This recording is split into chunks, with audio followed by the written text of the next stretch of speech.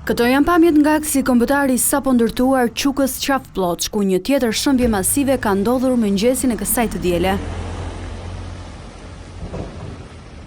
Një masiv dheu e gurësh është shkëputur nga shkarpatat e rrugës dhe ka rënë në rrugë duke bërë bllokimin e plotë të saj.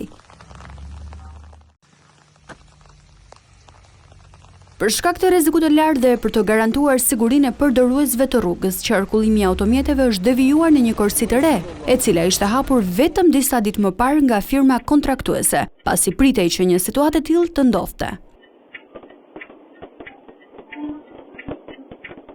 Ky bypass po mundson kalimin e mjeteve në të dyja drejtimet për të shmangur bllokimin e qarkullimit në këtë segment problematik. Shembje të tilla janë përsëritur disa herë në këtë aks, veçanërisht në lotin e tretë, ndërsa kjo konsiderohet shembja e dytë masive në këtë segment. Sipas specialistëve, situata ishte e parashikueshme pasi terreni ku është ndërtuar rruga paraqet paqëndrueshmëri të theksuar. Autoritetet dhe policia rrugore po monitorojnë situatën në terren dhe u bëjnë thirrje drejtuesve të mjeteve të tregojnë kujdes gjatë qarkullimit në zonë.